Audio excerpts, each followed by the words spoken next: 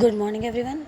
As you all know, we are discussing the chapter Our Environment, and today's topic is managing the garbage we produce. In our daily lives, we generate a lot of material that are thrown away. अगर बेटा हम अपनी day to day activities में देखें तो हम कुछ सामान ऐसा होता है जो हमारे यूज़ का नहीं होता है, हम उसे फेंकते हैं. What are some of these materials? क्या आप बता सकते हैं कि ये मटेरियल्स क्या होते हैं जो हमारे काम के नहीं होते, जिन्हें हम फेंक देते हैं? What happens after we throw them away? और इन सब्सटेंस के संग क्या होता है जब हम इनको फेंक देते हैं? तो मैं आपको एक एक्टिविटी की तरह समझाऊंगी कि इसके संग क्या होता है. आपने क्या करना है? Collect waste material from your home. This could be include the waste generated during the day, like kitchen waste, spoiled food, vegetable peels, leaves, milk packets, and empty cartons, waste paper, empty medicines, footwear, and torn clothes. आपको इस तरीके के material को collect करना है. Okay. bury the material in a pit in the school garden, or if there is space available, you can collect the material in old bucket, flower pot and cover it with for 15 centimetre of soil. उसके बाद आपने करना है इन materials को collect करना है. ठीक है. या तो उसे किसी गड्ढे के अंदर या किसी पुरानी बकेट के अंदर आपने इसको क्या कर देना है? मिट्टी के संग दबा देना है. Keep this material moist and observe eight 15 day intervals. और उसको क्या रखना है? मॉइस्ट रखना है 15 डेज के इंटरवल में. What are the material that remain change over a long period of time? What are the material which change from change their form and structure over time?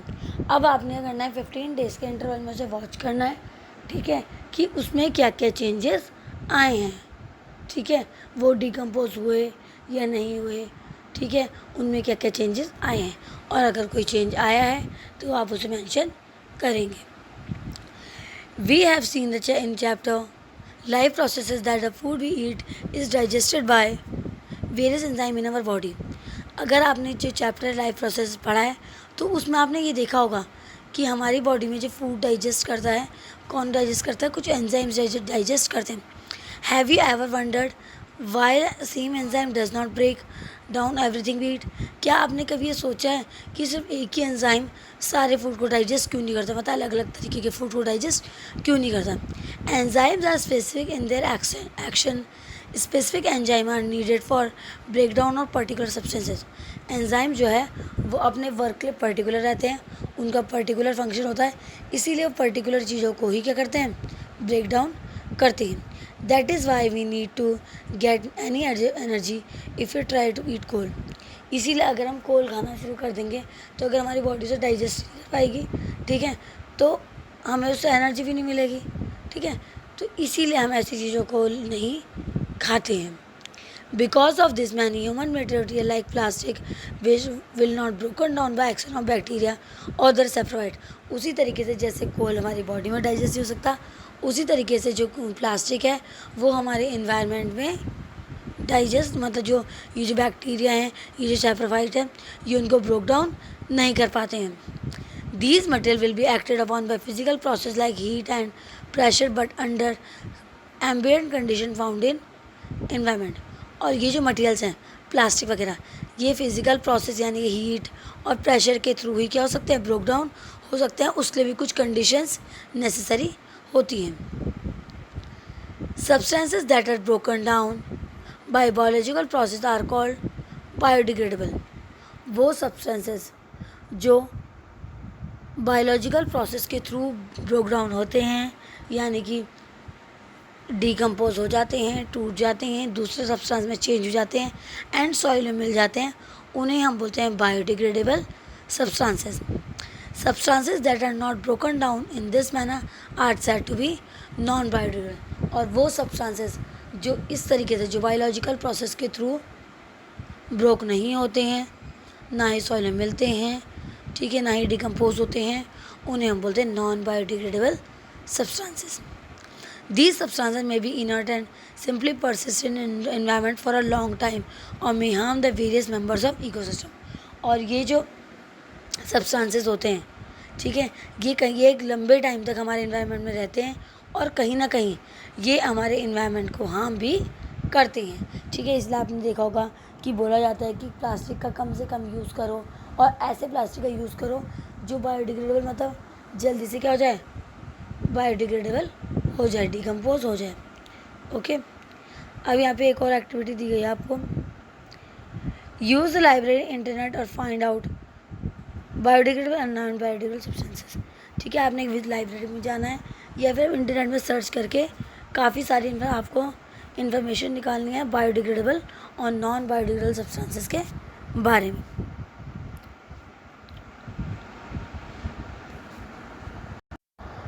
Visit any town or city, we are sure to find heaps of garbage all over the place. Visit any place of tourist interest and we are sure to find the place littered with empty wrappers. In the earlier classes, we have studied about the problem of dealing with garbage that we generate. Let us now look at the problem bit more deeply. ठीक है, यहाँ पे आपको एक दूसरा काम और दिया गया बेटा कि आपने करना है अपने टाउन के, अपने एरिया के मतलब अपने एरिया में घूमना है और आपने वहाँ पे देखना है कि जो गार्बेज, वहाँ पे जो गार्बेज के जो हीप्स रहते हैं, ठीक है, कि वो कैसे रहते हैं, उनमें किस टाइप का गार्बेज होता है। ठीक है, और उसके अलावा अगर आप किसी टूरिस्ट प्लेस जा रहे हो तो आपको वहाँ पे फ्रूट रैपर्स जैसी चीज़ें दिखेंगी, तो आपने उनको भी वॉच करना है कि वो बायोडिग्रेडेबल है या नहीं है। Improvement in our life style has resulted in greater amounts of waste material generation.